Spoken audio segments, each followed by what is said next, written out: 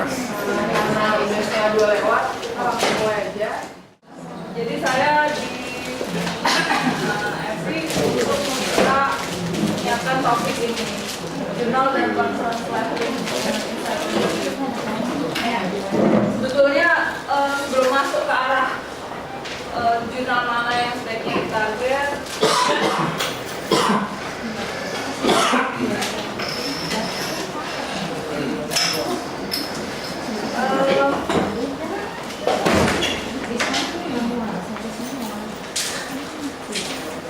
Sebelum masuk ke jurnal dan ke conference, sebetulnya ada beberapa informasi dasar yang saya pikir cukup penting untuk diketahui, yaitu dari aspek risetnya dan perkembangan.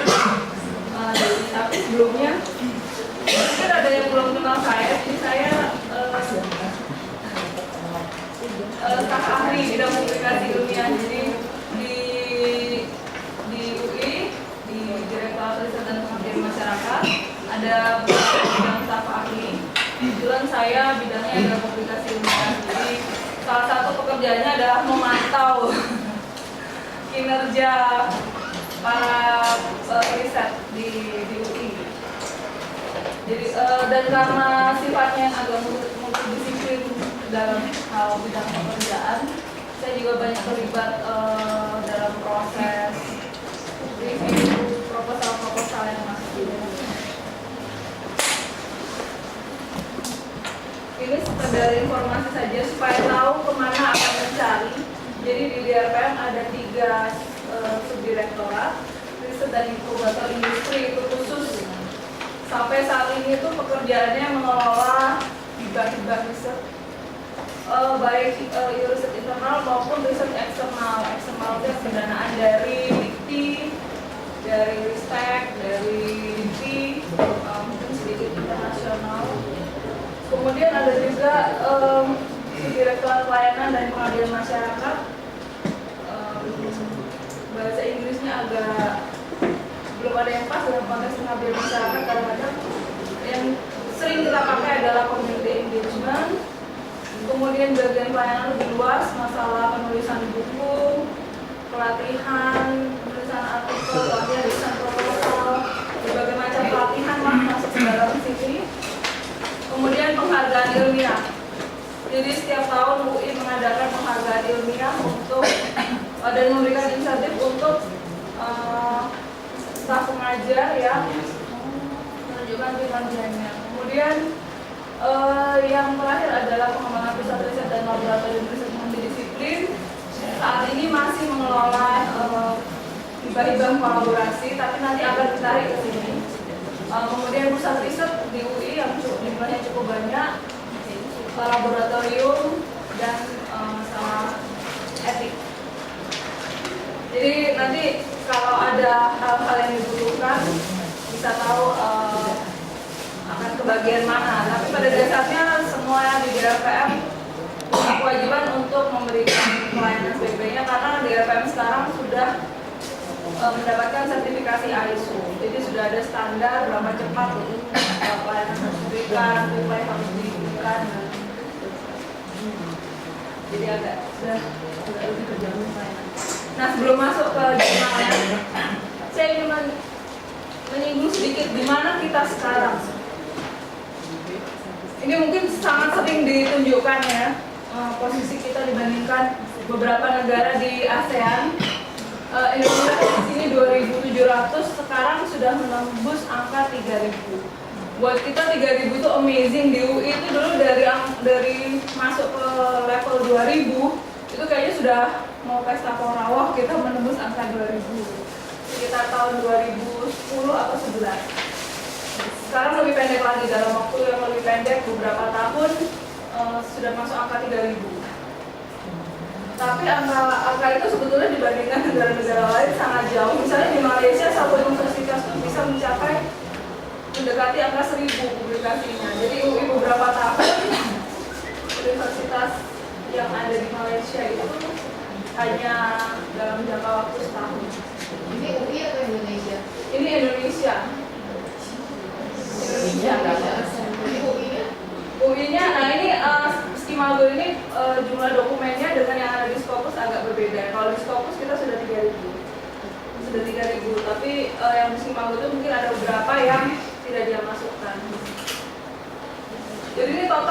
contohnya Indonesia, UI, ITB, IPB, UGM, dan semua universitas yang ada di Indonesia.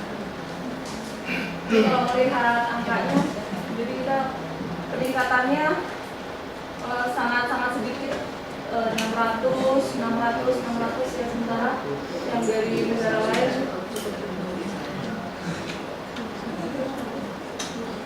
Ini kalau UI saja dibandingkan dengan universitas, mungkin kita exclude misalnya Singapura yang pendananya sangat besar ya.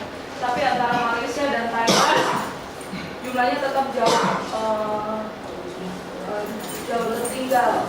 Nah, padahal visinya dulu ya adalah untuk menjadi universitas riset. Jadi yang dikejar adalah akan ke arah publikasi.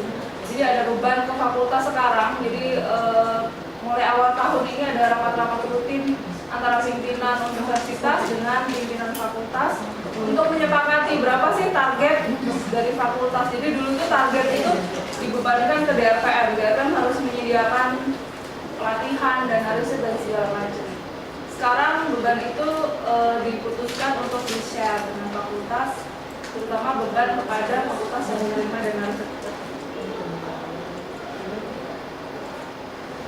Ini sedikit data yang saya kumpulkan dari tahun 2007. Jadi adanya hibah riset itu ada sekitar mulai tahun 2007 ketika UI dianggap memulai fase pembudayaan riset. Sebetulnya pembudayaan risetnya mulai awal tahun 2000-an. Tapi support yang cukup besar itu diberikan mulai tahun 2007 melalui pendanaan riset ya. Jadi 2007 sampai 2012 sekitar 5 tahun. Ini fluktuasi yang ada di fakultas.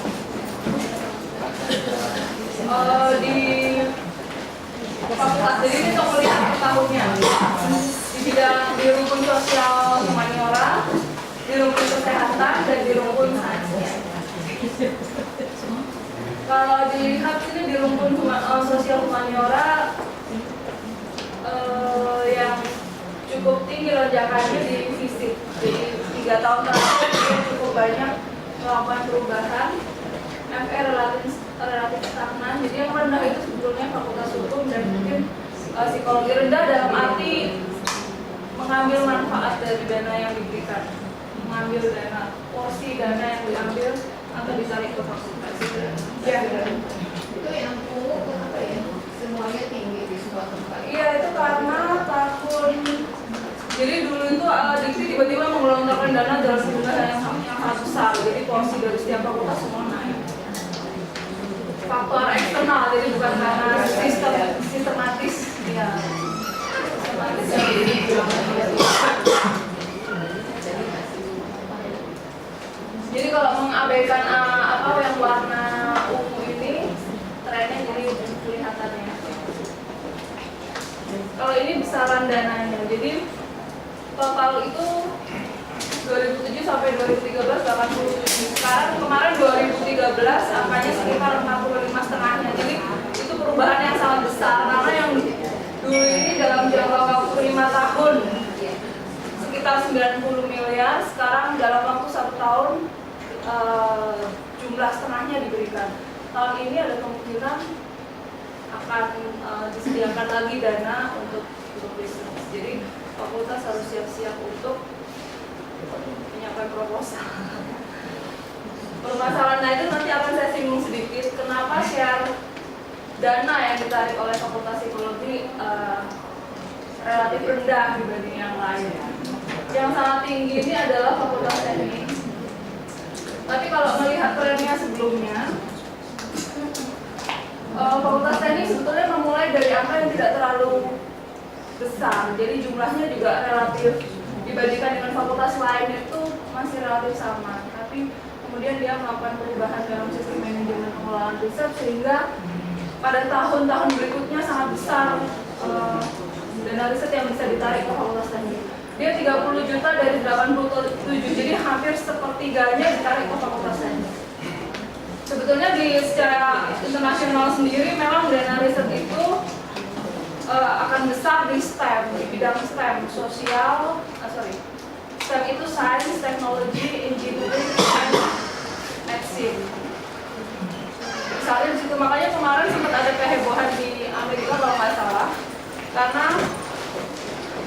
Science Foundation di sana menetapkan psikologi itu dikeluarkan dari science, dikeluarkan dari bidang natural science ke sosial. Karena yang sosial itu pendanaannya memang dikeluar jauh lebih rendah. Jadi cukup banyak proses negosiasi soal itu. Tapi di UI sendiri sebetulnya karena jumlah di bidang sosial humanioranya tinggi, share per rumpunnya sebetulnya relatif cukup berimbang. Karena di sini jumlahnya banyak, kemudian yang di kesehatan itu ada FK dan FKM yang cukup banyak mengambil dana riset, dan di bagian saintek ada FT sama dan MIPA. Jadi besar sedikit di science teknologi, tapi bidang lainnya di sosial humaniora tinggi karena banyak fakultas. Nah, mengapa teknik bisa sekian banyak mengambil dana riset? Ini sebetulnya ada sedikit tanggung jawab dari fakultas untuk mengambil dana sebanyak-banyaknya, karena dana internal UI itu asalnya dari dana mahasiswa ya, SPP mahasiswa. Jadi benefitnya harusnya seimbang dari yang diberikan dan yang ditarik lagi ke fakultas. Kalau tidak, maka dana sumbangan ini kan di poolnya di terpusat, itu akan tertarik ke fakultas-fakultas yang bisa menghasilkan proposal yang baik. Nah, dari fakultas teknik yang pertama itu adalah mereka berani mengajukan proposal banyak. Jadi di awal-awal tahun ini sekitar 2009, mereka mulainya 2009, itu fakultas teknik mengirim proposal banyak sekali, puluhan, karena diwajibkan oleh manajer risetnya galak. Kayaknya kurang galak. Untungnya bukan aku ya. Iklim akademiknya beda. Mungkin ya, tapi kayaknya waktu itu memang dari yang sedikit terus tiba-tiba loncat, itu berarti ada perubahan besar di sistemnya. Saya nggak tahu apanya, tapi yang saya lihat itu adalah hampir semua orang diwajibkan membuat proposal, dan itu masuk dalam jumlah yang banyak. Terrejectnya juga banyak, terrejectnya banyak sekali. Tapi kalau dari banyak terrejectnya separuhnya, jumlahnya tetap banyak gitu loh, dibandingkan yang sedikit terrejectnya dikit tapi memang jumlah awalnya kecil. Jadi dari itu mereka di awal tuh berani kirim banyak dan berani terreject. Besoknya mereka di skema hibah yang lain yang eksternal mereka kirim lagi, mereka perbaiki, mereka kirim. Tahun depannya mereka sudah belajar dari kesalahan, mulai tinggi persentase rejectionnya. Jadi di awal itu sekitar 50 tidak berhasil. Dari berapa ya? 60 atau 80, jadi jumlahnya sangat besar. Kemudian tahun depannya tidak lagi 50% tapi sudah mulai naik. Berikutnya juga. Itu faktor yang pertama. Kemudian faktor yang kedua, jadi faktor pertama tadi hampir semua departemen diwajibkan untuk, sepertinya ada target, tiap departemen harus mengajukan sekian proposal yang siap. Dan proposal sebetulnya disiapkan jauh-jauh hari, tidak mendekati waktu tenggat ya. Jadi sudah ada bank proposal. Kemudian itu yang pertama. Kemudian yang kedua adalah semua proposal yang mendapat tanda tangan dekan wajib dikumpulkan dalam ruangan tertentu. Semua orang boleh baca proposal itu. Jadi proposal yang memenangkan hibah boleh dibaca oleh kolega, tapi barang proposalnya tidak boleh keluar, tapi orang boleh baca. Jadi itu sepertinya yang membantu mendorong riset dari fakultas teknik untuk cepat memperbaiki proposal. Kalau nggak salah ada insentifnya. Insentifnya juga ada di sana. Proposal. Iya betul. Mereka punya beberapa program yang mendorong Yang ketiga insentif. Kemudian yang berikutnya adalah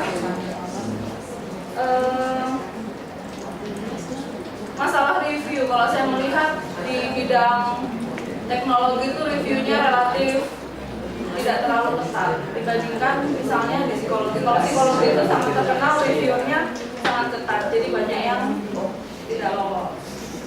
Jadi peer groupnya super galak gitu. Dua-duanya internal eksternal. internal pun juga kayaknya cukup ketat gitu. Tapi itu sudah mulai diatasi karena sekarang setelah ada hasil review kan ada internal review ya bareng untuk melihat ini proposalnya kira-kira bisa publish atau enggak. Jadi ada konsiderasi berikutnya.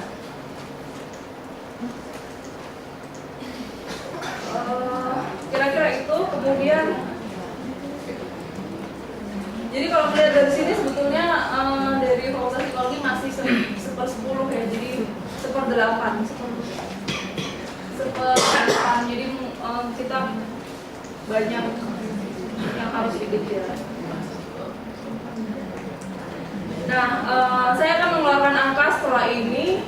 Angkanya itu berdasarkan angka ini. Jadi ini penerima hibah, bukan dalam rupiahnya, tapi dalam jumlah proposal atau tim yang didanai. Fakultas Psikologi ada di sini.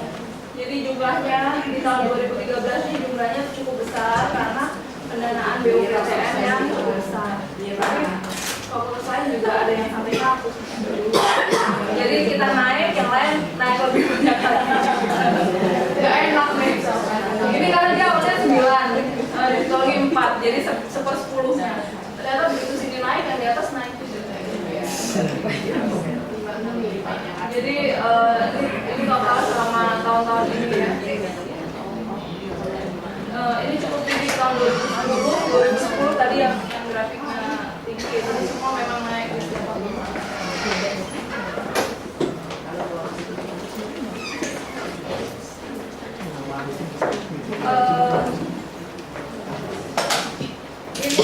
Ini dari penghargaan ilmiah. Jadi dari Fakultas Psikologi sebenarnya angka realnya lebih besar dari ini.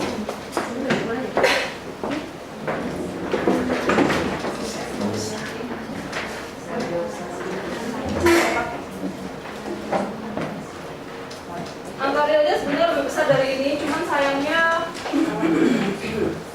informasinya tidak tahu apakah sampai atau tidak atau sibuk atau ketika negeri sehingga ya propose sedikit. Sering kejadian tahun berikutnya, jadi tahun berikutnya kita sudah publish di sini gitu. Tahun berapa? Tahun 2012 misalnya. Nah 2012 itu pembeliannya harus di 2012, tidak bisa di tahun berikutnya. Jadi sering kejadiannya adalah sering terlewat untuk penghargaan ilmiah. Padahal ini termasuk setiap tahun kan akan keluar bukunya dan itu yang sering menjadi acuan untuk tamu atau stakeholder lain. Nah, publikasi per fakultas. Jadi tadi jumlah yang menerima, kemudian jumlah publikasi memang masih digunakan Scopus. Dan untuk psikologi, Scopus tidak terlalu friendly karena tidak semua publikasi jurnal yang baik di psikologi masuk di Scopus. Cuma masalahnya adalah DRPM tidak mempunyai cukup banyak resources sumber daya manusia untuk bisa tracking ke 3.000 staf pengajar yang ada di UI.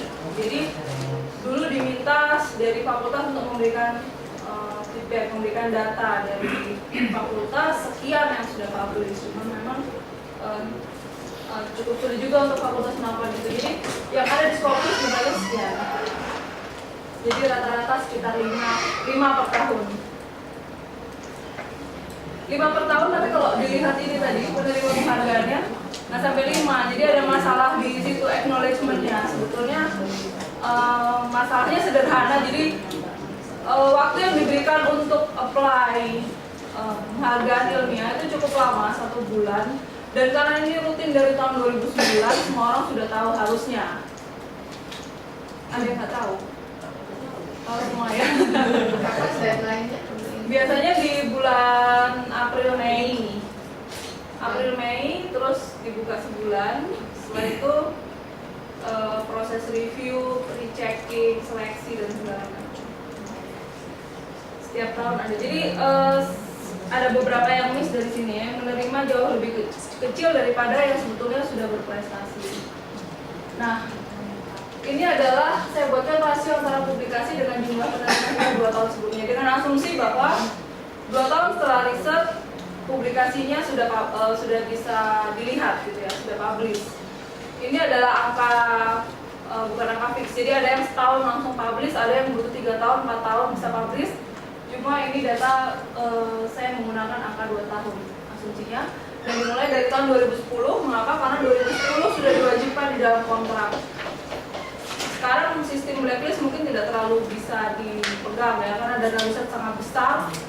Jadi beberapa di bypass, setelah diberi saja walaupun belum publish. Ini adalah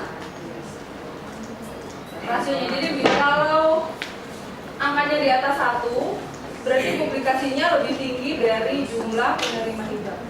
Jadi ini angka ini diperoleh dari jumlah publikasi per penerima hibah. Jumlah publikasi per jumlah penerima hibah. Jadi kalau jumlah publikasinya 10, penerima hibahnya 10, angkanya 1. Jadi kalau setiap orang memenuhi kewajibannya, maka angkanya 1. Kalau angkanya lebih, artinya publikasinya lebih tinggi daripada penerima hibah. Nah ini hanya fakultas kedokteran yang melakukan itu, karena jumlahnya sangat besar dan mereka memang sudah terbiasa melakukan itu. Tapi terlepas dari itu ya Citra, apakah sama dengan penerimanya publikasinya? Oh ya, kalau ditunjukkan data sesungguhnya lebih nangis lagi. Jadi ini data secara general aja, indikator per fakultas gitu. Kalau angka dari penerima hibahnya sendiri rata-rata 20-30%. Jadi dari 10 penerima hibah yang publish hanya 2 orang atau 3 rata-rata. Se-UI, se-UI. Jadi memang ada masalah pada penerima hibah riset yang karena mungkin sibuk melakukan riset tidak punya waktu untuk menulis. Sementara orang yang menulis adalah orang yang di luar penerima hibah. Jadi overlapnya itu tidak terlalu besar perpotongannya. Jadi perpotongannya agak kecil. Jadi sebetulnya sekarang yang publish, yang mengangkat nama UI adalah orang-orang yang justru tidak penerima hibah. Nah ini ada yang unik dari psikologi karena angkanya cukup bagus 0,8. Nah ini angka sebetulnya angka semu tadi seperti yang dibilang Mbak Ira. Angka semu artinya gini, ini publikasi dari orang-orang yang bukan penerima hibah riset. Jadi yang sekolah, kemudian yang pokoknya di luar penerima hibah riset itu yang kebetulan banyak menulis di sini, atau ada penerima hibah riset yang menulis lebih dari 1. Tapi kayaknya kalau di psikologi nggak ada. Di fakultas lain ada, jadi dari 1 hibah riset dia menghasilkan 3 atau 5 gitu ya. Ini juga akan berbeda di tiap bidang ilmu karena begini, kalau saya lihat trennya di beberapa fakultas mahasiswa itu banyak, terutama di FKM dan di FT itu mahasiswa sangat banyak terlibat dalam riset, dan penerima hibah risetnya sendiri jarang menulis sebagai penulis pertama. Karena bukan jarang, ada sebagian gitu ya. Jadi ada yang sebetulnya itu merupakan semacam penelitian payung seperti yang ada di psikologi. Skripsi mahasiswa atau tesis dan disertasi itu dijadikan dalam satu itu, dan mereka didanai, dikerjakan di lab, dan yang publikasi nama pertamanya mahasiswa, dan itu sudah dianggap memenuhi kewajiban di kontrak. Jadi itu yang dilakukan. Cuman permasalahannya ini berbeda dengan psikologi, karena kalau di psikologi saya melihat dari aturan yang dikeluarkan APA misalnya, mereka meng-highlight 2 hal. Satu, plagiarism, yang kedua duplication. Jadi satu riset tidak boleh, bahkan sebagiannya itu tidak boleh dipublish lagi kalau tidak salah baca ya. Jadi mereka harus state ini datanya itu dari satu riset tertentu, satu pekerjaan riset yang sama atau dari riset yang baru. Jadi bahkan sebagian pun itu ada ketentuan seperti itu. Nanti bisa dilihat di websitenya. Jadi sebetulnya memang angkanya mungkin menengah lah ya psikologi. Jadi ada yang parah ini yang saya highlight merah, ada yang bagus, ada yang di tengah. Psikologi ada di tengah. Nah ini sebetulnya permasalahannya kalau saya melihat di Fakultas Psikologi adalah masalah menulis. Karena sebetulnya yang menarik adalah di sini ada model-model penelitian payung. Dan penelitian payung itu menurut saya sangat khas di sini, yang dulunya di fakultas lain ada, tapi sudah banyak yang tutup berhenti. Karena mereka melihat dana dari UI besar, RKAT mereka ubah sehingga dana itu dipakai untuk yang lain, sementara dana riset dialihkan ke beban universitas. Dan yang menarik adalah saya pernah bicara dengan dia pengelola riset dari Monash University. Dia mengatakan di Australia itu sebetulnya juga di beberapa universitas mereka memberikan dana yang relatif menurut saya sama dengan di Indonesia. Jadi jatuhnya itu 10 sampai 20 juta per riset. Jadi kecil. Di kita kan besar karena ada komponen donor diperbolehkan. Kalau di Malaysia tidak diperbolehkan. Jadi kalau dapat 1 miliar gitu ya, satu riset kadang-kadang bisa dapat 1 miliar. 1 miliar, maka itu adalah untuk semua kegiatan riset untuk membiayai PhD students, tapi tidak untuk gaji. Kalau di kita masih dimungkinkan, mungkin kalau nggak ada gajinya, nggak ada honornya, mungkin nggak ada yang menjalankan udah setengah mati. Jadi ada kekhasan itu ya, di psikologi sebenarnya sama. Jadi yang di fakultas lain rata-rata sudah tidak terlalu banyak lagi yang menyediakan dana internal. Nah, di mana sebaiknya kita mempublikasikan artikel? Yang pertama adalah tidak ya.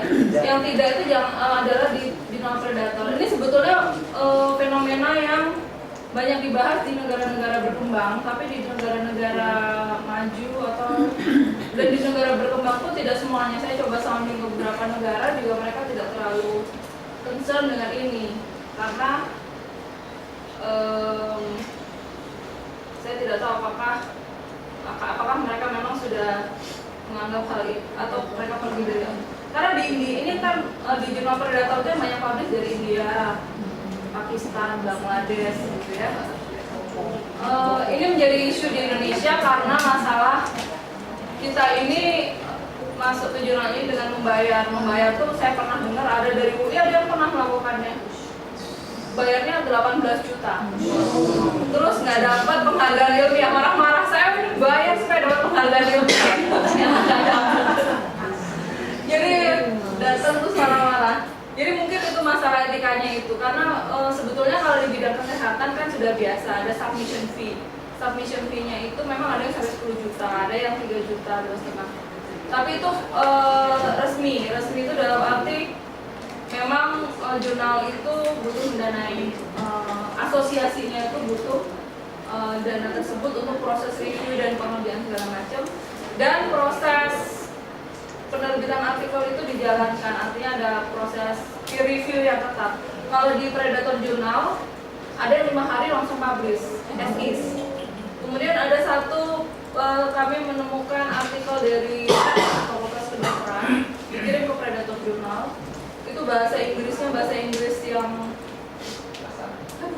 bukan kasar, jadi yang betul-betul bahasa Inggris itu anak SMP nulis bahasa Inggris yang sangat banyak salahnya, salah, jadi yang betul-betul tidak layak. Jadi itu mungkin bisa mempermalukan lembaga sebetulnya ya.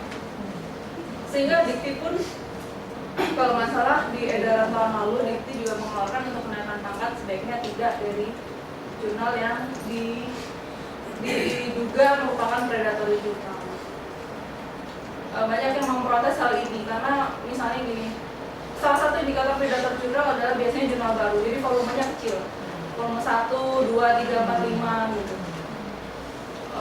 Jadi belum established jurnalnya. Kalau yang sudah 263 itu udah jurnalnya sudah established, sudah dari tahun berapa sudah publish. Ada yang protes, jadi gini, ada jurnal-jurnal baru memang, termasuk APA, ada beberapa jurnal yang akan diterbitkan dan mereka meminta feedback kalau nggak salah apakah isu itu layak diterbitkan. Jadi misalnya mengenai herbal atau mengenai akupuntur itu memang ilmunya relatif baru, jurnalnya relatif baru, dan mereka yang bekerja di bidang itu di UI kemarin sempat memprotes. Tapi secara general memang praktek yang dilakukan oleh predatory jurnal ini memang sebaiknya dihindarkan karena gray area lah. Sementara yang lebih pasti itu banyak jurnalnya. Di Scopus itu ada 22.000 jurnal di bidang 22.000, milihnya kalau misalnya bidang psikologi 10%-nya aja kan sudah 2.000, milih satu dari 2.000 sudah lumayan lah. Tapi yang di Scopus juga tidak seluruhnya. Jadi ada beberapa predator jurnal yang juga masuk ke Scopus. Jadi ini mohon dicek di sininya. Kalau mau ngecek bisa dengan nama jurnalnya atau kalau tidak dari nama publishernya. Jadi kadang-kadang publisher ada daftar publishernya. Nanti kita cari di publisher itu tuh jurnalnya apa saja ya. Ini jadi Bill ini dia menulis sebetulnya dia menjadi terkenal karena dia menulisnya diterbitkannya di Nature. Jadi dia dari pustakawan sekarang diangkat menjadi associate professor, tetap tenure di universitas ini. Untuk detailnya ada 3 tulisan yang menarik dari Bang Hamdi, dari Pak Tanimar, dari Pak Agustinus tulis mengenai jurnal Pemangsa. Ini udah saya siapkan soalnya di foldernya, nanti saya berikan. Kalau tidak juga bisa ambil dari link ini untuk mengenal lebih jauh mengenai predator. Ini dia yang akhirnya menjadi associate professor dan kutipannya cukup banyak. Edge indexnya langsung 10, sangat tinggi. Edge index itu kalau di UI untuk bidang sains teknologi itu edge indexnya sekitar 4-8 gitu, masih di angka itu. Nah kalau boleh saya ingin menyarankan Bapak Ibu sekalian untuk membuat profil di Google Scholar. Jadi mengklaim, jadi ada profil, nanti artikel-artikel yang sudah dipublish bisa terlist di situ, maka secara otomatis akan dipantau terus kutipan dan angka edge indexnya akan selalu berbeda. Ada banyak cara, jadi sekarang tinggal mencari. Jadi dari data itu, dari hasil penelitian kita, jurnal apa yang fit. Ada banyak sumber database yang bisa dipakai. Sebetulnya cara paling mudah untuk menentukan untuk publish di mana adalah dari referensi yang paling banyak dipakai untuk penelitian kita. Jadi di penelitian kita paling banyak menggunakan referensi apa yang berarti sepertinya fitnya ke jurnal itu. Permasalahannya adalah jurnal-jurnal di psikologi sekarang. Jadi kebutuhan di jurnal yang level A dengan riset yang kita lakukan tidak fit. Misalnya di JPSP itu studinya tidak ada yang single study misalnya 3, 4, sementara studi yang kita lakukan hanya 1, jadi sudah pasti tidak akan fit di situ walaupun temanya fit. Itu yang memang perlu digali, jadi bukan hanya jurnalnya tapi requirements-nya apa.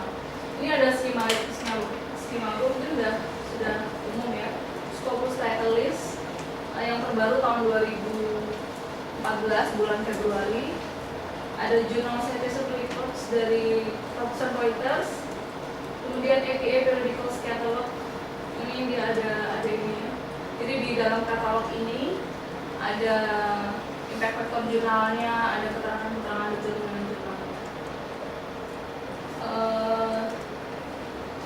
Dari website ProQuest, kemudian Springer dan lain-lain, dan peer group. Ini mungkin yang penting dari peer group. Jadi saya yakin Bapak Ibu sendiri kalian sudah punya peer group sendiri yang aktif di bidang yang diminati.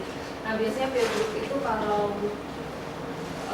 bertemu mereka sering share, atau kalau melakukan riset bersama mereka punya ide kita akan publish gimana.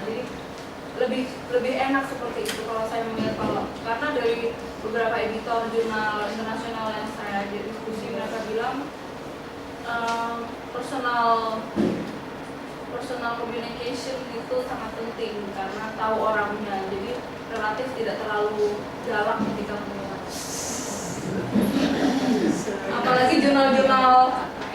nanti saya beri file ini. Jadi filenya ini adalah jurnal yang dipublish yang dikeluarkan oleh FDA. Jumlahnya banyak. Nah, di jurnal ini ada informasi yang menarik, yaitu rejection rate. Rejection rate itu jadi berapa banyak yang di-reject dari 10 artikel. Jadi kalau rejection rate-nya 70%, maka dari 10 artikel hanya 3 yang dipublish. Mungkin yang dipilih adalah jurnal-jurnal yang rejection rate-nya jangan tinggi-tinggi, yang rendah aja. Kalau ketinggian sakit hati. Dan yang sebetulnya menurut saya yang agak unik dari psikologi adalah, saya nggak tahu ya apakah staf pengajar di psikologi targetnya tinggi sekali ke jurnal internasional yang tinggi, sehingga jurnal-jurnal internasional yang level menengah kayaknya tidak terlalu banyak ditargetkan, atau jurnal nasional terakreditasi tidak terlalu banyak ditargetkan. Itu menjadi satu catatan sendiri yang menyebabkan sulit untuk masuk ke jurnal internasional. Nah, indikasinya itu, ini kalau masuk ke Slimango, masuk ke yang bagian psikologi, ini file-filenya bisa di-download ya dalam bentuk Excel. Kalau masuk ke psikologi, secara general belum kelihatan penandanya. Saya ingin meng-highlight penanda. Maaf, jadi nggak keluar. Ini kalau kita pilih apakah applied, clinical, jadi sub-subnya dipilih, maka di sebelah SDR ini akan keluar Q1, 2, 3 gitu. Jadi wakil 1. Jadi kalau jurnal yang bagus, jurnal level A itu Q1. Kalau nggak mau terlalu berat di situ, cari yang Q2. Kalau tidak, boleh jangan Q4. Di sini. Jadi kalau ini sudah, ini jadi masuk ke tadi website yang tadi, masuk ke sini. Setelah masuk ke sini, kemudian klik yang journal ranking, pilih yang bidangnya, subjek area-nya psychology. Nanti subjek kategorinya pilih bidang masing-masing. Nah, dari situ akan keluar sebetulnya di sini ada indikator tambahan QQ-nya itu. Nah, itu dari database ini untuk menunjukkan mana yang kuartil 1, 2, 3. Permasalahannya lagi di UI adalah karena hibah yang banyak dan ada kewajiban publish, orang cenderung untuk mengejar publikasi yang cepat. Padahal beberapa jurnal kan butuh 2 tahun, pengalaman yang publish 2 tahun, 3 tahun gitu ya.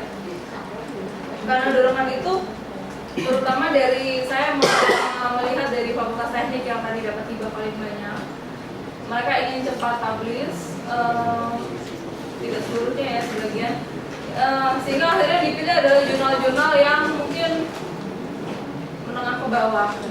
Akibatnya apa? Di Scopus itu fluktuasinya tinggi. Jadi kalau saya cek Scopus bulan setahun misalnya 4 kali, setiap bulan itu angkanya berubah-ubah. Kalau saya cek lagi tahun depannya, pada tahun yang sama angkanya bisa berubah banyak. Kalau berubah kecil nggak apa-apa. Kalau berubah banyak itu pertandanya adalah ada jurnal yang keluar masuk. Jadi yang dulunya dia terindeks di Scopus, tahun depannya ketika diperiksa tidak terindeks. Itu kalau memilih jurnal yang di level borderline itu. Jadi sebaiknya hindari jurnal-jurnal seperti itu. Jadi sekaligus yang reputasinya baik. Jadi perbedaannya bisa sampai 20. Jadi tahun 2012 misalnya saya periksa tahun lalu 270 misalnya UI. Tahun ini saya periksa lagi 250. Ada selisih 20 jurnal yang hilang. Artinya jurnal itu sudah di-exclude dari Scopus. Jadi sudah tidak terindeks. Jadi citasi kemudian counter untuk fakultas dan untuk UI tidak masuk lagi karena sudah di-ILK. Jadi hindari jurnal-jurnal yang borderline. Ini gambaran kalau ingin melihat berdasarkan impact factor. Impact factor itu bukan segala-galanya, tapi banyak digunakan sebagai indikasi. Kita mungkin masih jauh dari Annual Review of Psychology, impact factornya 16. Journal of Experimental Social Psychology pun juga sebetulnya masih sulit ya. kalau mau memasukkan di sini. Kalau ini sudah 2,3. Memory and cognition ya agak setengah mati gitu ya, di 1,9. Jadi kalau melihat data ini sepertinya nanti kalau mencari jurnal berdasarkan impact factor mungkin yang 1, kalau bisa naik di atas ini sih bagus ya. Kalau borderline ya 0, berapa atau malah nggak ada impact factor yang ada. Ini ada 50 jurnal di bidang psikologi yang impact factornya tertinggi. Jadi mungkin kalau mau aiming agak tinggi bisa melihat dari daftar ini, kemudian dicek guidelines-nya apakah fit dengan tipe penelitian.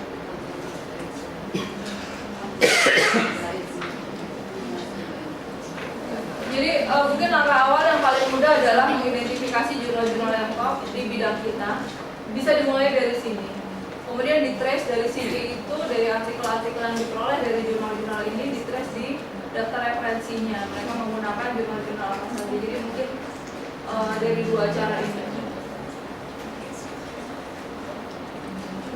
Dan yang berikutnya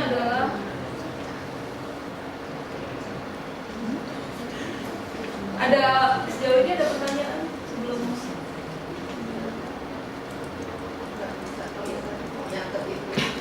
boleh. Jadi salah satu kalau saya boleh berikan tips untuk publikasi perolehan data riset, publication planning ini dimasukkan di dalam proposal. Jadi proposal penelitian ini ditujukan untuk menghasilkan publikasi yang fit dengan jurnal 1, 2, 3. Jurnal ini dan ini. Persyaratan ketiga jurnal itu adalah sebagian besar ini. Jadi itu akan memudahkan review untuk melihat bahwa proposal ini bermanfaat untuk publikasi. Kadang-kadang ada proposal yang di metodenya dia menggunakan di RAB dan di metode itu hanya 100 partisipan misalnya, 150. Kalau dari situ mungkin bisa langsung kelihatan ya, kalau jumlah segitu mungkin tidak akan bisa masuk ke jurnal-jurnal yang besar. Atau untuk bidang lain misalnya sosiologi itu untuk jurnal-jurnal level A itu mereka sudah main ribuan partisipan. Jadi kalau partisipannya masih 300 ya mungkin tidak akan bisa masuk ke jurnal. Kenapa?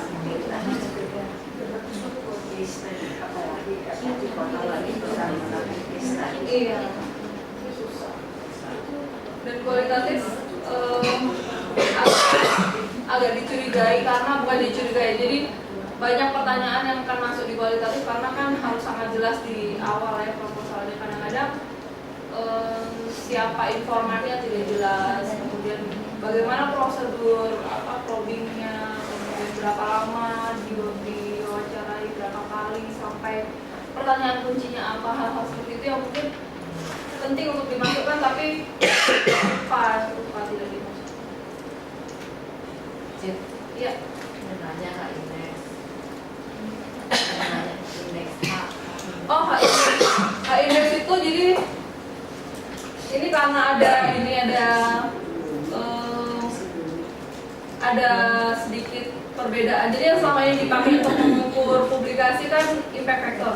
Jadi kalau kita publish di jurnal dengan impact factor tinggi itu kayaknya sudah oke. Padahal belum tentu dibaca.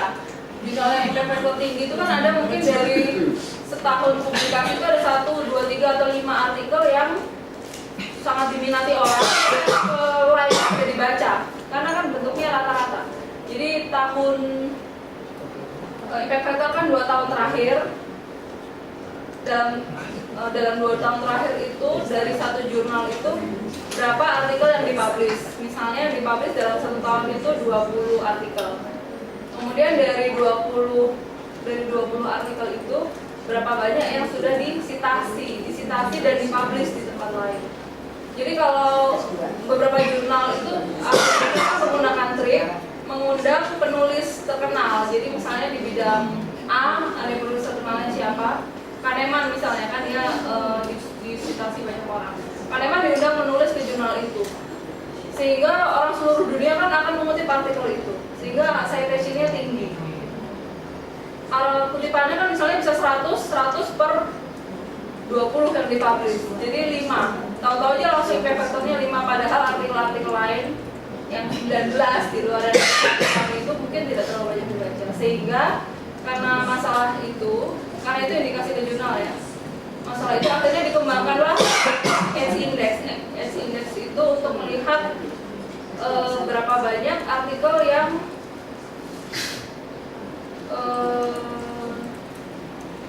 hitungannya agak sulit. Jadi kalau H-indexnya 5, itu dia sudah punya 5 artikel yang dikutip oleh 5 yang sudah di cite 5 kali.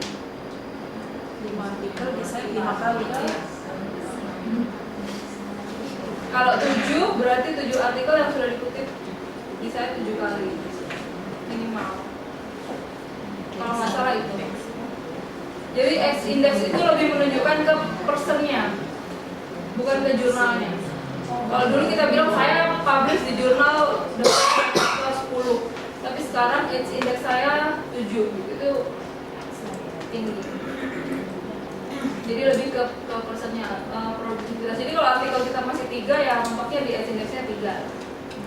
Kalau jadi ada orang yang mungkin publishnya 20 H-indexnya mungkin bukan 20, tapi di bawah itu tergantung dari berapa banyak dari artikel dia yang digunakan oleh orang lain. Jadi menunjukkan bergunanya artikel itu, dipakainya artikel itu. Jadi walaupun 20, kalau yang di cite orang lain hanya 6 ya H-indexnya 6. Itu lihat tuh gimana H-index itu. Itu tadi di Google, ya bikin profile di Google itu mudah. Jadi kalau nggak salah tinggal create my profile terus tambah artikel-artikelnya dimasuk-masukkan situ. Dan sepertinya tidak seluruhnya harus yang publish jurnal ilmiah kalau nggak salah. Tapi sebagian besar orang hanya pasang yang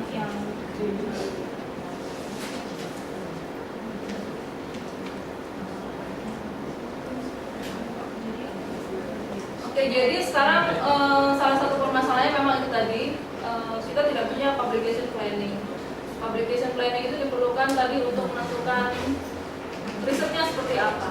Kalau mau pragmatis, riset kita itu harus fit dengan tren riset terbaru. Tren riset terbaru itu ada pada jurnal-jurnal yang sudah dipublish, terutama di jurnal level A. Jurnal level A itu yang paling terbaru ya. Kalau level B itu dia baru mengikuti tren, jadi ada delay beberapa tahun. Kalau sudah jelas publication planningnya, maka sepertinya membuat proposal riset itu jadi relatif cukup mudah tergantung dari situ. Nah di luar itu yang saya pikir cukup penting adalah di psikologi ada yang dikenal dengan nama reporting standards for research. Jadi yang cukup terkenal banyak dipakai itu adalah IJM, International Journal of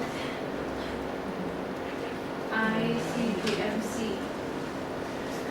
Pokoknya editor-editor di jurnal medical journal. Jadi mereka punya asosiasi editor-editor jurnal di bidang kesehatan.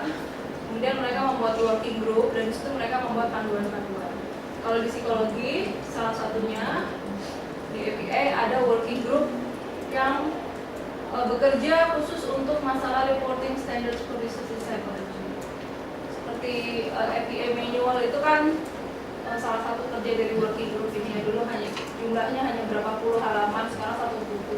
Tapi waktu awal keluar itu kecil itu berkembang. Yang sekarang dikembangkan adalah ini, Journal Article Reporting Standards. Ada beberapa hal di sini. Jadi itu ada. Jadi ini sangat membantu kita sebagai penulis.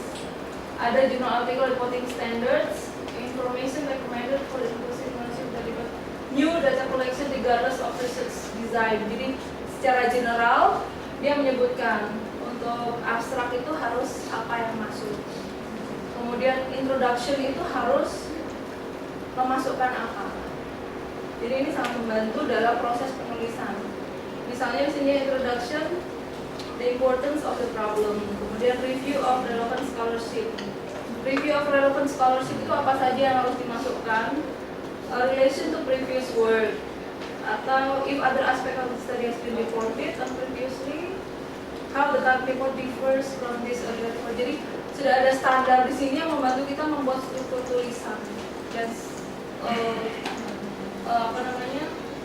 MV kalau nggak salah kemarin mempropos untuk mendapatkan hibah pengelolaan penulisan artikel. Saya harap materi ini bisa dieksplor lebih dalam.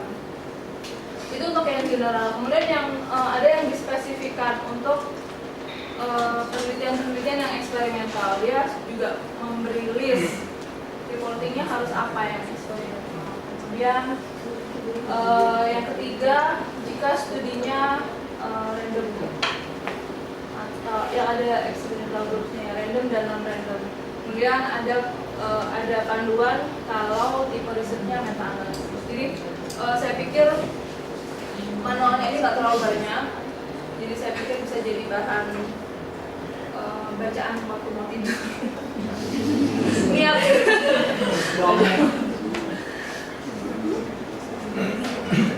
Sebetulnya kalau dari ada beberapa riset terbaru tuh kalau lagi emosi negatif lagi keluar terus dibawa tidur itu kan memorinya menetap lebih lama. Jadi kan kalau lagi kesal baca ini terus langsung tidur, bangun-bangun masih ingat. Memanfaatkan studi psikologi. Nah, saya menyarankan sebetulnya proses ini dilalui. Jadi kadang-kadang mungkin kita merasa nggak enak di jurnal nasional karena tak dalam diskusi di forum-forum di Fakultas Psikologi misalnya diskusinya selalu ke jurnal internasional ini dan ini. Tapi sebetulnya tidak harus seperti itu. Jadi pengalaman menulis itu yang sangat penting. Saya dengan Mbak Lice, Mbak Ori mengelola jurnal Makara dan Mbak Lice bisa cerita banyak mungkin bagaimana sih sebetulnya skill penulis di Indonesia dalam menggunakan bahasa Indonesia membuat mengeluarkan pikirannya dalam bentuk yang lebih terstruktur atau tidak, loncat-loncat atau tidak, itu kayaknya skill yang tidak pernah kita tidak pernah dapat trainingnya di SD, SMP, SMA, kuliah. Mungkin training mengenai itu nggak ada. Jadi sebetulnya kalau ingin agak santai, mungkin tidak ke jurnal tidak terakreditasi ya kan? Sebenarnya gini, kalau kenapa ke jurnal tidak terakreditasi? Karena nggak terlalu banyak effortnya terpublish, cuman nggak kalau jelek, nggak ada reviewnya, nggak terlalu bagus, malu juga ketika dibaca orang. Jadi mungkin startnya dari B ke jurnal terakreditasi. Itu juga tidak mudah sebetulnya karena dari Fakultas Psikologi sendiri juga tidak seluruhnya terpublish ya, ada yang reject, tapi feedbacknya itu saya pikir yang alternatif. Kalau sudah terbiasa menulis di jurnal terakreditasi, pindah ke jurnal internasional level menengah. Nanti setelah beberapa tahun planningnya ke jurnal yang level A. Itu harapannya sih seperti ini. Tapi planning ke arah sananya itu jelas gitu. Di Indonesia jurnal yang terakreditasi di bidang psikologi ada sekitar 4-5 itu bisa ditargetkan, dipilih. Saya akan publish di sini dengan mahasiswa saya misalnya mahasiswa S1, S2. Kemudian untuk hibah ini saya akan targetkan jurnal internasional yang mana. Tapi 5 tahun ke depan saya target masuk ke bukan annual review ya, tapi apa gitu. Kalau review mungkin agak sulit, ke jurnal yang Journal of Experimental Psychology misalnya, itu kan banyak serinya. Itu 5 tahun ke depan saya targetkan ke situ. Nah, planning itu sebetulnya yang sangat diperlukan.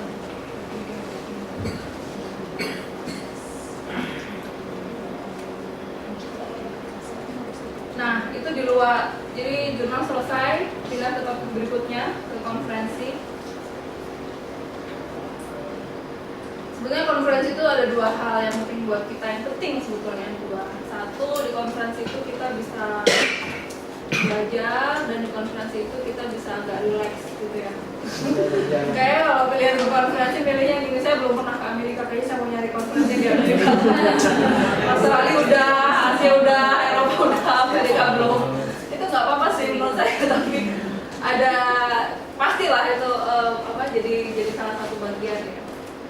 Tapi ada beberapa indikasi yang bisa kita gunakan untuk memilih konferensi yang baik. Karena saya pernah hadir di konferensi yang menurut saya ada konferensi yang hanya menghabiskan waktu kita. Jadi kita tidak dapat networking, kita tidak dapat hal baru, malah kita di dalam konferensi itu ngajarin orang. Tapi kalau ngajarin orang terus kita juga dapat sesuatu, diajarin orang di sesi yang lain, di panel yang lain, mungkin nggak apa-apa. Tapi kalau kita memilih konferensi yang tidak jelas manfaatnya untuk perkembangan karir kita, mungkin perlu dipertimbangkan. Nah, beberapa pertimbangannya adalah konferensi itu reguler atau insidental. Konferensi yang biasanya saya sarankan untuk dihindari adalah konferensi yang insidental. Kecuali konferensi insidental itu kecuali jika konferensi insidental itu diadakan oleh kelompok ilmuwan yang sudah jelas tracknya gitu ya, bukan karena dikerjakan oleh institusi, tapi format atau programnya itu tidak terlalu jelas. Kalau reguler bisa melihat, kalau reguler ini sudah konferensi yang kesekian, berapa? Annual atau 2 tahunan, biennial atau annual. Nah, kalau sudah ke 10, dia 2 tahunan kan sudah 20 tahun cukup lama. Jadi track-tracknya lumayan bagus boleh dilihat itu. Kemudian reguler ini kalau biasanya maka dia disponsori oleh asosiasi. Nah, asosiasinya itu yang perlu kita lihat tracknya. Asosiasinya bagus nggak? Perkumpulannya solid nggak? Kan ada beberapa perkumpulan yang nggak jelas, nggak jelas mau kemana gitu. Nah, yang sebetulnya memang paling mudah ke EPA. Di EPA itu kan ada berapa divisi? 54-an. Iya, 50 ke atas ya, 54 kayaknya. Di setiap divisi mereka punya website sendiri dan mereka punya pertemuan-pertemuan sendiri. Dan pertemuannya itu ada baiknya kita lihat apakah pertemuan itu juga melibatkan editor-editor jurnal. Jadi kalau konferensi paling enak kita bawa artikel kita, dan ketika di konferensi tersebut kita berikan ke salah satu editor, apakah saya bisa publish di jurnal Anda. Jadi itu tujuan utamanya sebetulnya ke situ. Seperti format brown paper, research paper, brown paper, conference paper, research paper. Jadi brown paper itu yang kita presentasikan mungkin di fakultas, di seminar gitu ya, dapat feedback dari banyak orang, diperbaiki. Itu conference paper. Di conference paper dipresentasikan, dapat feedback dari peserta, dari editor, dari mana. Tujuannya salah satunya conference itu sebaiknya seperti itu, dia dapat feedback dari conference paper kita ubah jadi research article yang akan siap. Apakah konferensi menyediakan travel support? Karena di UI sebetulnya agak sulit di UI. Jadi kalau dengan standar BLU, SBM dari Kementerian Keuangan, itu kan kalau kita keluar negeri harus ada support uang harian, lamsam ya. Lamsam itu mengcover biaya transportasi, biaya penginapan, biaya makan segala macam, dan uang saku. Tapi sepertinya di UI hampir di semua fakultas itu sudah diterapkan. Jadi ada yang menetapkan kalau di Asia 5 juta, kalau di Eropa, Australia 10 juta atau 15. Artinya standar baku itu tidak diikuti. Sehingga akan sangat baik kalau mencari konferensi yang punya travel support. Dan itu biasanya ada. Saya pernah mendapatkan juga, dan biasanya kalau kenal dengan orangnya kita didahulukan gitu ya untuk mendapatkan travel support.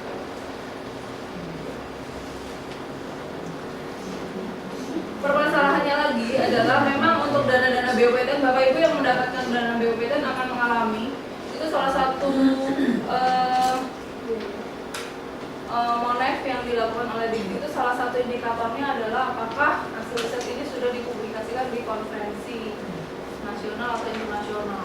Padahal konferensi yang bagus jarang sekali saya belum menemukan konferensi yang bagus tahun ini.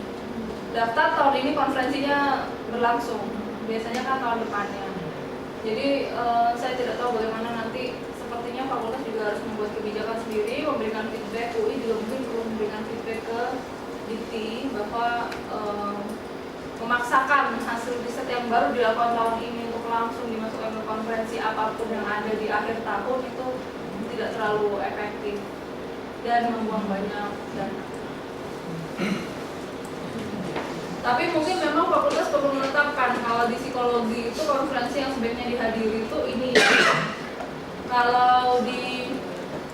Kalau masih ada departemen atau di bagian lah ya, mungkin menetapkan yang bagus untuk PIO itu apa, yang bagus untuk sosial itu apa baiknya. Kalau itu seharusnya orang dari peer group yang sama itu tahu konferensi apa yang bagus. Ini ada beberapa hanya 2 saya pikir indikator yang dapat kita gunakan untuk memilih konferensi. Jadi yang pertama menambah pengetahuan yang signifikan. Jadi bukan pengetahuan yang nice to know, tapi pengetahuan yang must know. Trennya apa? Itu biasanya dilihat dari keynote speaker-nya. Apakah kalau Kaneman datang, saya mau datang deh. Atau kalau siapa tokoh di bidang masing-masing itu mereka perginya ke konferensi mana sih? Gitu kita kejar ke konferensi. Kemudian peer group pada bidang ilmu Anda hadir. Jadi kenapa? Karena biasanya itu kalau kita kenal dengan beberapa orang, kita akan lebih mudah mendapatkan feedback dan kita lebih mudah untuk membuka peluang-peluang riset bersama. Riset bersama itu kan pendanaannya di Eropa cukup banyak, di Amerika cukup banyak, di Australia cukup banyak. Jadi kalau kita hadir bersama mereka dan interaksinya bagus dan kita pas mendapatkan kolega yang baik, maka hadir di konferensi itu sangat berharga karena misalnya di Australia itu ada ARC ya, Australian Research Council, misalnya dia setiap tahun mengeluarkan hibah dan hibah itu bisa memberikan support buat kita. Jadi tergantung apakah kita bisa memanfaatkan dana-dana seperti itu. Dan enaknya ikut riset bersama seperti itu adalah publikasinya sudah terjamin, mereka mengerjakan bersama dan mereka sudah tahu kira-kira akan ke jurnal mana. Jadi yang penting kita publish. Kemudian juga dilihat editor jurnal apakah hadir di konferensi itu. Jadi misalnya jurnal kita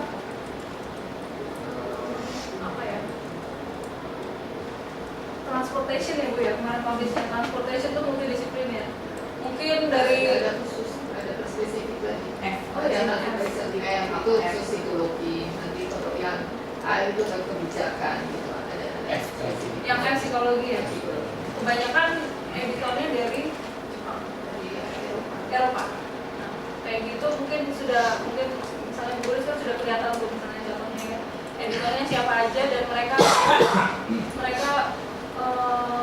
pergi ke konferensi mana. Kadang-kadang itu jurnal-jurnal seperti ini banyak sudah menggunakan sosial media. Jadi Twitter mereka punya, Facebook. Jadi kita informasi dari konferensi yang bagus itu relatif mudah. Apalagi kalau editor-editornya itu wajib ke Twitter. Meet me at this conference gitu. Jadi jelas akan kemana. Kan intinya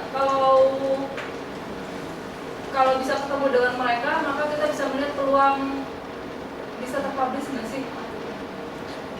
Kemudian ya, di conference itu ada special workshops. Jadi ada workshop tertentu yang sangat bagus yang ada di conference tertentu. Mungkin konferensinya biasa, sosok, tapi workshopnya sangat bagus. Mungkin kita menjadi memperluas jaringan kerja. Beberapa konferensi yang saya tahu itu mereka membuat special meetings. Jadi anybody interested with this research diminta mendaftar gitu. Itu daftarnya terbatas dan kita akan bertemu pada dinner jam sekian di luar jam konferensi. Jadi itu membuka peluang untuk kolaborasi. Ada awards juga. Nah, kalau awards ini juga bagus. Di luar travel awards tadi, banyak konferensi juga yang menyediakan awards, dan dari UI jarang yang apply ke awards seperti itu. Padahal mungkin tidak terlalu sulit mungkin ya. Mungkin. Karena saya belum pernah terlalu melihat. Ada awards yang untuk mahasiswa S3, ada awards yang untuk peneliti yang papernya baik. Jadi di konferensi itu akan diberikan itu. Tidak ada salahnya dicoba. Saya pikir siapa tahu bisa juga. Kira-kira dari saya itu. Ya. Mungkin saya menambahkan sehubungan dengan penilaian angka kredit untuk paper yang disajikan di dalam konferensi.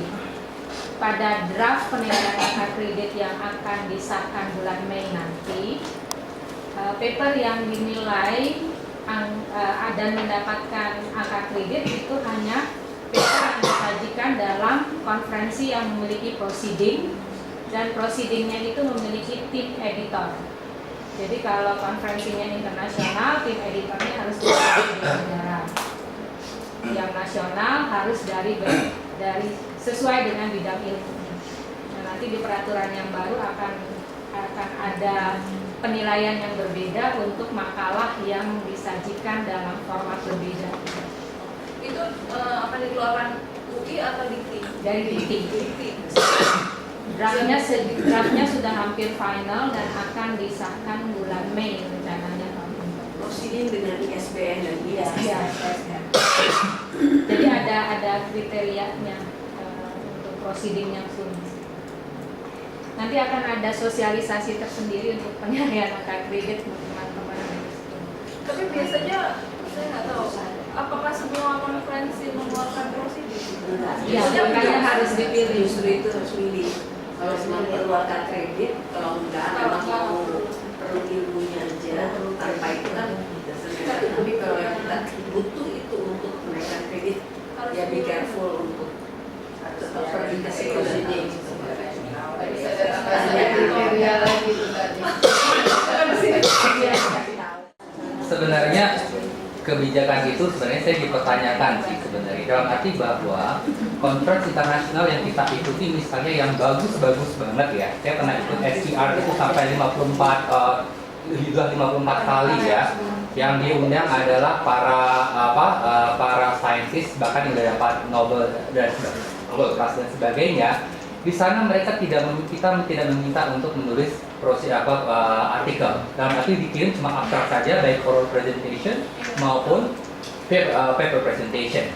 Jadi dalam arti bahwa kalau memang UI dan Dikti mengharapkan kita apply ke conference yang bagus-bagus, saya tahu satu SPR, kemudian emotion research itu juga udah puluhan kali dilakukan, dan yang hadir memang ahli di bidang itu, emosi dan sebagainya. 3 yang saya ikutin dan itu besar sekali meminta cuma abstrak. Waktu di Jepang gitu ya. Tidak satu pun yang meminta harus ada proceeding, apalagi pakai ISI dan sebagainya. Karena mereka sudah masuk dalam jurnalnya, TSPR itu di Psychophysiological Journal. Itu impact faktornya 3, ke atas. Emotion research terkait dengan jurnal emotion research itu juga impact faktornya tinggi gitu ya. IOP juga masuk ke jurnal yang 2, International Journal of Psychophysiology. Semuanya meminta abstrak. Dan kemudian satu lagi aturan misalnya presenter harus mempresentasikan pada konferensi yang bagus. Ini juga merupakan kesulitan di saat kita apply dan kita harus oral presentation di jurnal yang keren itu biasanya tertolak. Bahkan profesor-profesor yang di Jepang pun yang ikut konferensi itu, mereka rela ikut abstrak saja karena yang masuk itu udah ahli-ahlinya. Kalau kita ingin dapat ilmu sebenarnya, kita justru hadir sebagai pendengar, tapi kita mungkin mengirimkan abstrak kita, bukan kita kirimkan untuk jadi presenter, karena kita ingin dapat ilmu ini. Tapi kalau kita misalnya pergi ke conference misalnya yang menengah ke bawah, itu biasanya memang selalu menyarankan proceeding. Oh iya, satu lagi, sebelum kenapa juga mereka meminta abstrak? Karena mereka tahu bahwa ini paper biasanya berkualitas dan akan diterbitkan ke jurnal internasional.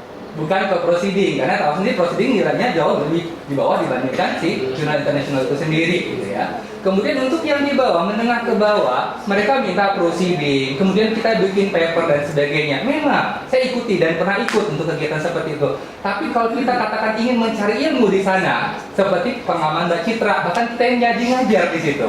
Kita yang jadi ngajar, kita nggak begitu banyak mendapat link untuk kerjasama, untuk mendapatkan ilmu baru dan sebagainya. Karena memang ya berbeda sekali untuk hal itu. Itu yang saya mungkin mungkin Bu Lice atau Bu Frida yang mungkin punya akses ke dikti atau gimana, itu bisa ditanyakan apakah memang kebijakannya harus proceeding kalau memang kita berharap menampilkan untuk untuk mendapatkan ilmu di bidang itu. Kalaupun misalnya proceeding itu ya itu jadi Bisa saya langsung jawab? Iya. Mungkin ini untuk teman-teman. Memang nilainya berbeda antara makalah yang disampaikan di dalam seminar dan kemudian masuk proceeding dengan di jurnal. Iya. Jadi kalau memang konferensi itu sudah link ke jurnal dan artinya tulisan itu nanti masuk di jurnal, nilainya adalah untuk nilai jurnal. Jika jurnalnya adalah jurnal internasional, maka nilainya 40 maksimal. Asal jurnalnya itu memang bereputasi dan kemudian memiliki impact factor.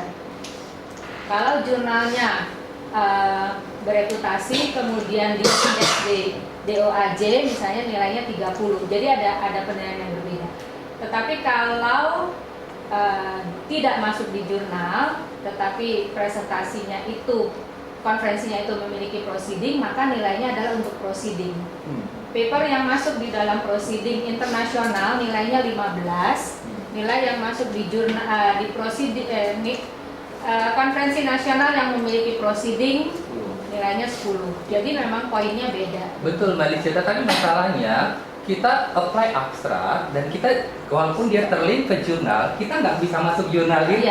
Jadi mereka kan cuma memang masukkan abstraknya saja. Mungkin Mbak Yus bisa tambahkan. Enggak, mau share aja. Itu dan kata Doni. Misalnya contohnya aja yang sebentar lagi ada itu IACCP ya. Itu kan terkenal tuh ya, yang di Prancis ini atau ICAP ya, International Applied Psychology itu konferensinya sangat besar dan bagus memang ya, kita juga dengar tadi contohnya Mas No, keynote segala macam. Tapi jangan berharap deh itu bisa masuk ke conference proceeding atau jurnal. Ya alhamdulillah waktu itu sempat saya dapat yang itu kan juga beberapa tahun kemudian baru bisa masuk dalam internasional proceedingnya. Ya, jadi kalau misalnya mau balik lagi tadi ada ke tradisi, kalau mau tadi kita mendapatkan ilmu, ya lupain bahwa kita mendapatkan akum yang gede gitu. Jarang-jarang itu berdua itu berdampingan.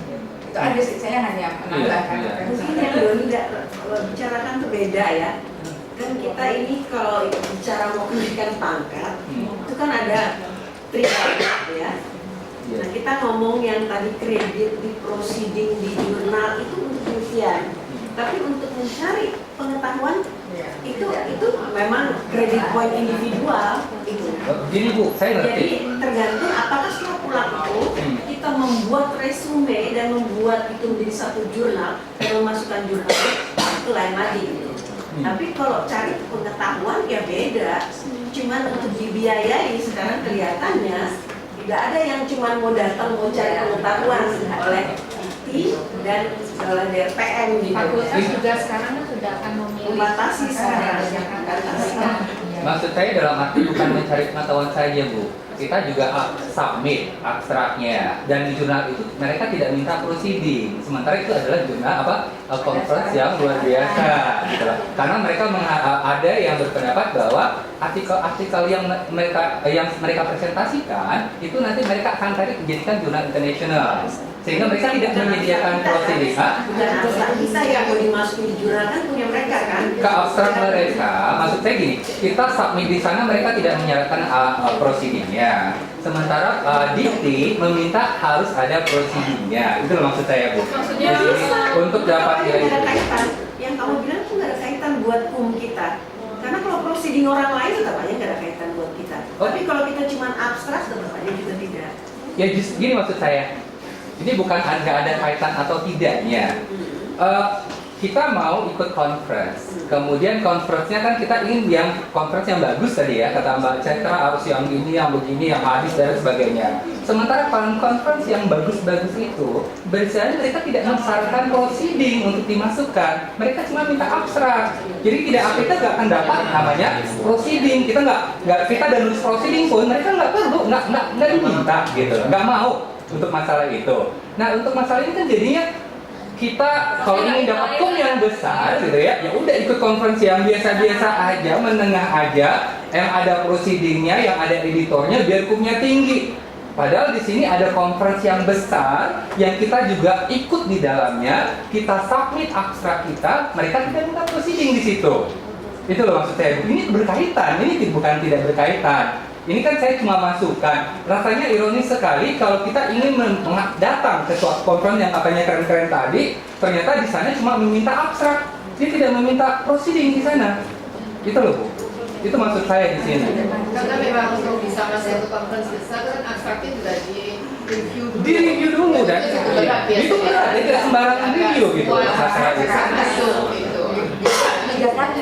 Iya, ini cuma saya sampaikan tadi karena Mbak Lice memunculkan menyampaikan informasi itu yang saya sampaikan.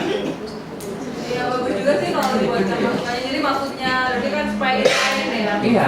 Demo dan kum itu bisa berjalan. Karena kalau yang dulu yang bukan peraturan kan, yang penting kita buat full papernya kan. Iya. Kita presentasi, kita buat full paper, itu yang dijadikan bahan untuk tenaga perbankan. Gitu. Nah sekarang hanya full paper itu nggak laku. Iya.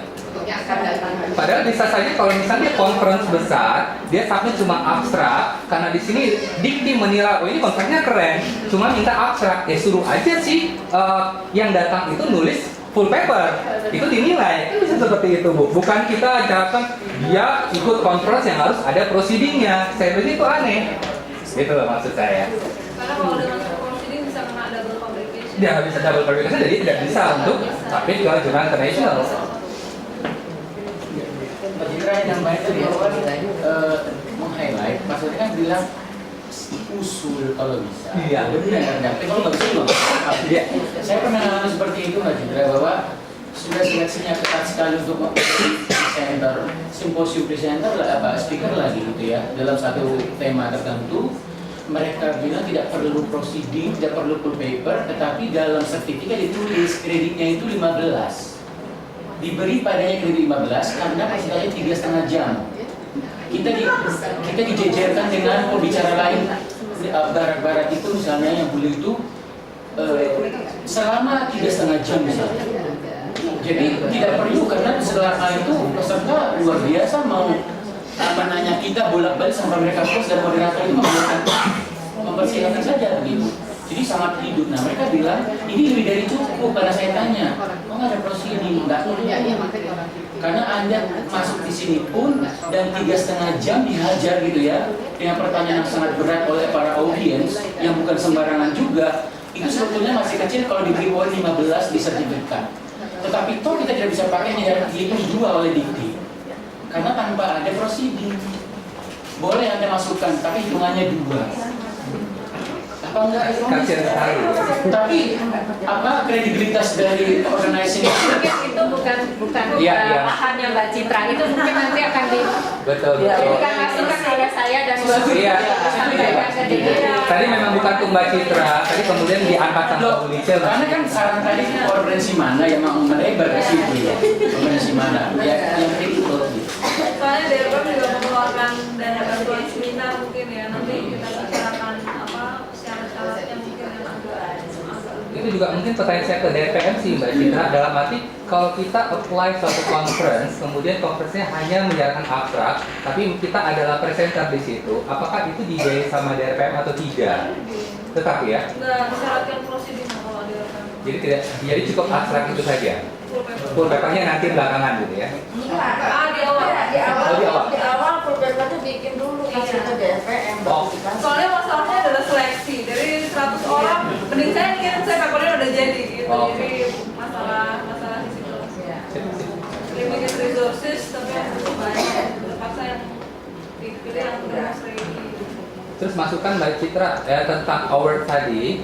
Setahu saya awards yang ada di conference itu adalah memang udah langsung diseleksi dari paper yang masuk. Iya betul. Jadi di sini kita bukan ikut serta masukkan ke award, tapi mereka sendiri sudah menilai paper-paper yang masuk dan mereka masukkan penghargaan di situ. Kemudian yang kedua tentang impact factor jurnal, tidak selalu impact factor jurnal yang tinggi itu selalu sulit untuk dimasukkan, walaupun trennya ada seperti itu.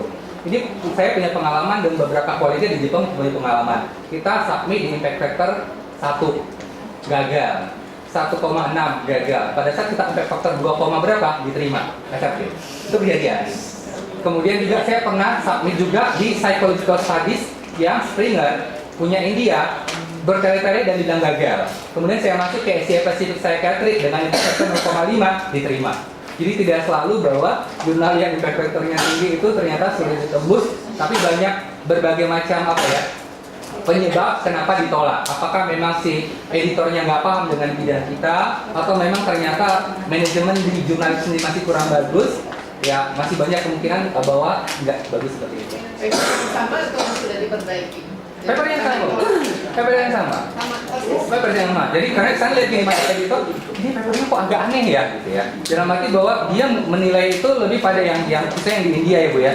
Dia nilai ini, terus saya pikir ini kayaknya nggak masuk akal reviewnya. Saya masuk ke jurnal Asia Pacific dengan kondisi yang sama gitu ya. Ternyata ada major revision memang direvisi dan sebagainya, akhirnya bisa accepted. Kalau yang India serta merta 1 bulan. Kayak saya mulai 3 bulan nunggu, langsung dikatakan ditolak, rejected. Itu pengalaman sih, saya pengalaman gitu.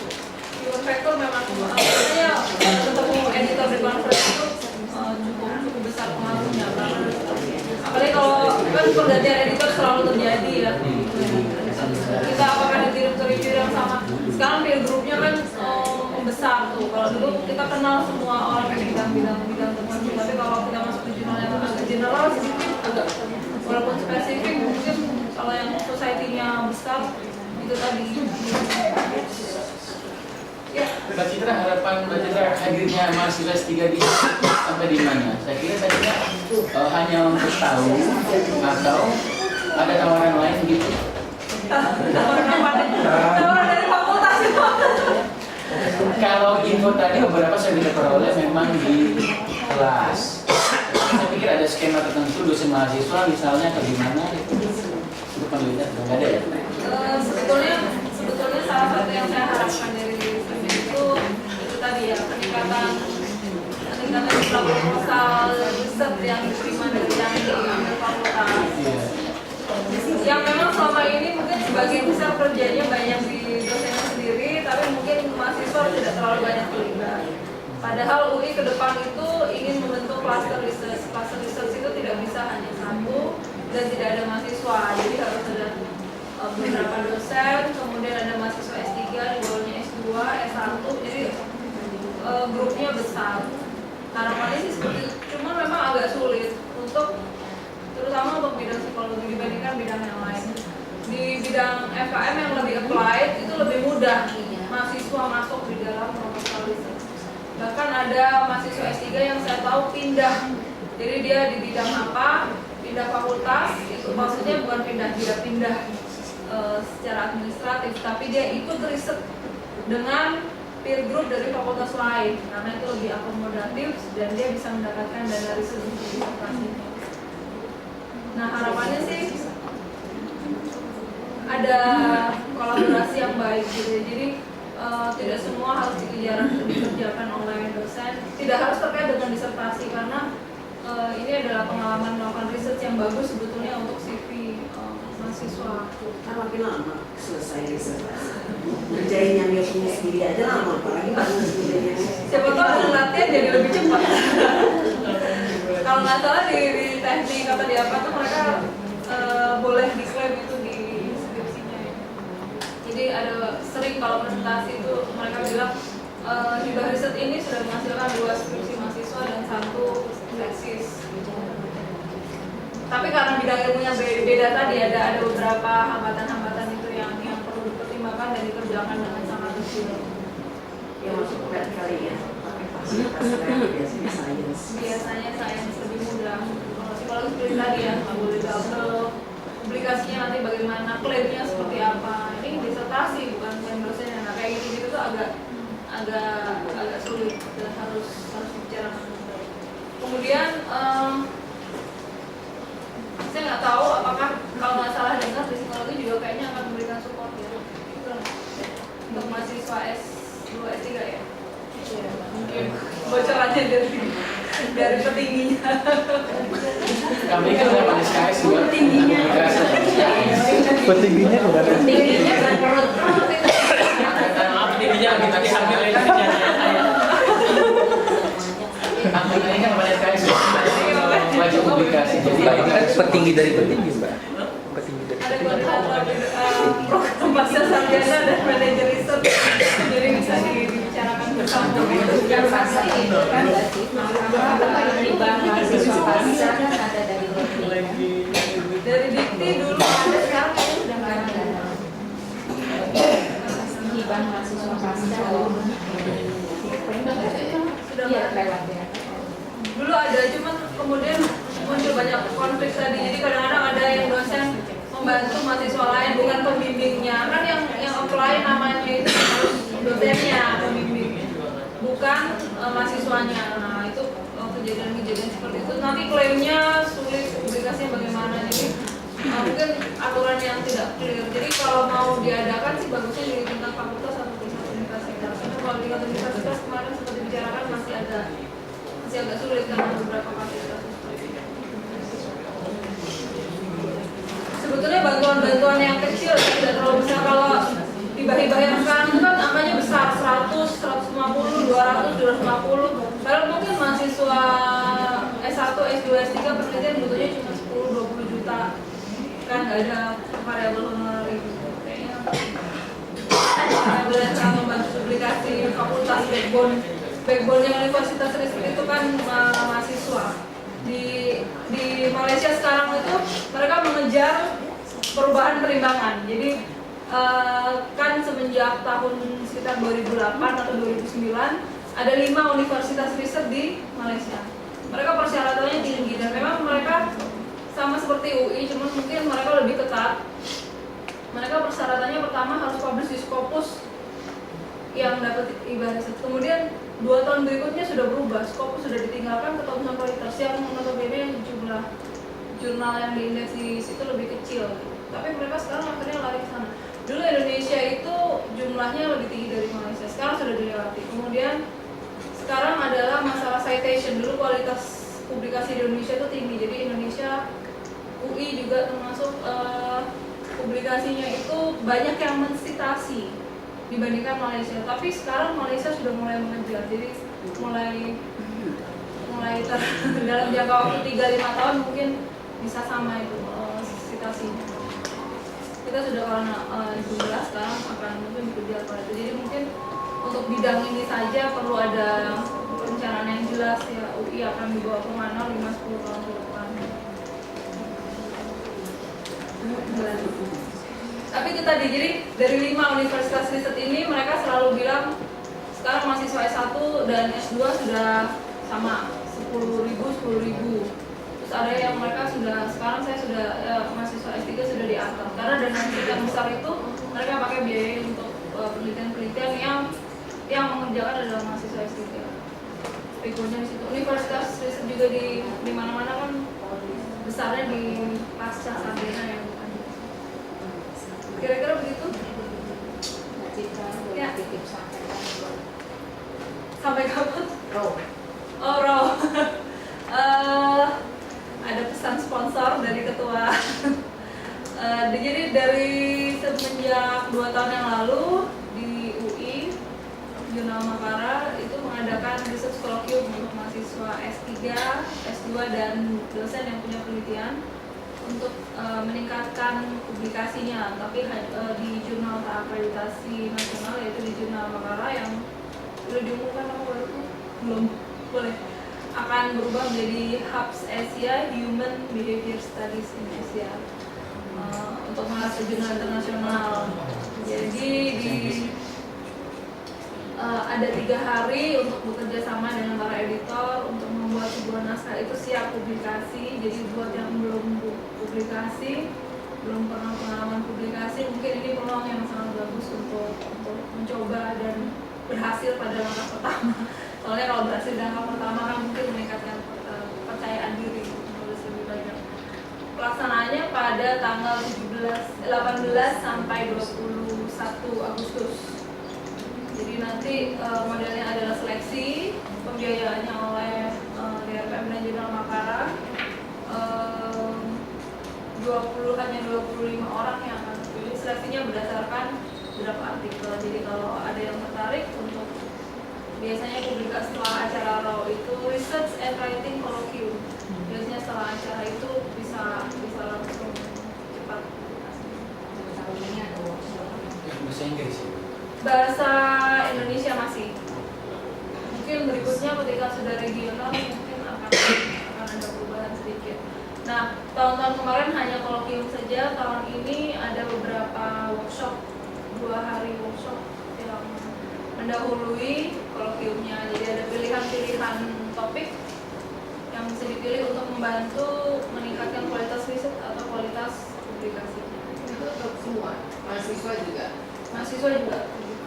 Kalau yang workshopnya berbayar, jadi semua bisa tergantung kuota ruangannya. Kemudian yang kolokviumnya dibiayai. Tapi ada kontrak. Karena yang membiayai jurnal makalah maka harus memperbaiki dan publishnya tidak boleh di jurnal lain. Karena investasinya tinggi karena kata ketua rohnya. Terima kasih. Itu saya akan senang kalau sebentar lagi ini sebetulnya pengumuman yang harus diberikan secara ofisial di fakultas, tapi sebentar lagi akan ada pembukaan. Ada beberapa pembukaan dana riset yang sekarang sudah dibuka adalah kompetensi di tingkat dikti. Dari psikologi tidak pernah dapat, tapi sebetulnya itu tidak terlalu sulit. Jadi kalau ada grup gitu ya yang bisa menyiapkan proposal akan sangat baik. Kemudian akan ada juga pembukaan untuk tahun depan PUPT, penelitian unggulan perguruan tinggi tahun 2015. Mungkin diberi waktu 3 minggu, sebulan atau 3 minggu untuk menyiapkan. Kemudian satu lagi hibah riset dengan pendanaan internal, jumlahnya cukup besar, berapa puluh miliar untuk tahun ini. Jadi sebaiknya Fakultas Psikologi bisa menyiapkan proposal dan segera Mbak Ade yang bisa dapat, bisa mengkoordinir, bisa setiap orang bisa dapat. Ini kalau dari POPT nggak boleh lagi. Untuk internal sepertinya masih boleh. Iya. Bulan apa tadi? Itu kira-kira. Dalam waktu dekat tahun ini. Jadi kalau nggak bulan ini, bulan depan. Tinggal dibutuhkan oleh Pak. Sudah berbicara beberapa kali. Jadi ada banyak ruang, mungkin itu salah satu budaya yang bisa dimanfaatkan untuk meningkatkan publikasi. Semoga ada pertemuan kecil gitu untuk menyiapkan proposal dari sekarang. Karena jumlah faculty membernya berapa ya? 200. Nggak sampai 200. 150-an. Dokternya 20-an udah paling sedikit sekali ya. Kalau yang PUPT 2015 kemungkinan besar yang boleh itu dokter. Walaupun saya sudah bilang yang master juga banyak produktif dan sekarang sering lobby ke dikti, dokter dikti juga. Tapi mungkin PUPT sampai peraturannya keluar masih yang baru keluar masih dokter. Tapi apa sih kriteria unggulan itu harus sebetulnya dimasukkan unggulan? Sebetulnya untuk sosial ini kadang-kadang juga suka susah ya. Kalau untuk teknik kan menghasilkan produk apa, produk atau normatif. Kalau yang kayak kita nih punya sosial. kalau untuk yang sosial bisa 2 kekhasan di lokasi. Jadi misalnya culture di Katulistiwa di daerah tropis yang menghasilkan culture berbeda misalnya. Jadi itu. Kemudian yang kedua sebetulnya kalau untuk psikologi, sebetulnya penelitian unggulan di level universitas pun tidak sedetil itu yang dimiliki oleh universitas di Indonesia. Jadi relatif masih sangat terbuka dan hanya dibatasi oleh topik riset yang sudah ditentukan tuh yang ada 10. Yang notabene mungkin tidak terlalu banyak mengakomodasi ilmu sosial sepertinya ya. Karena memang penetapan penelitian unggulan itu kan ditetapkan oleh peer group. Nah, peer group itu yang harus bisa mendefine, tapi harus dengan menunjukkan track record. Jadi selama kita belum punya track record, mungkin unggulannya belum terlalu kelihatan. Sebetulnya bisa dibangun dari sekarang sampai 5 tahun ke depan. Kemudian menurut saya bisa sudah kelihatan beberapa, cuman tinggal memang perlu penajaman itu yang perlu didefinisikan dan dibawa ke tingkat universitas. Mungkin tugas beratnya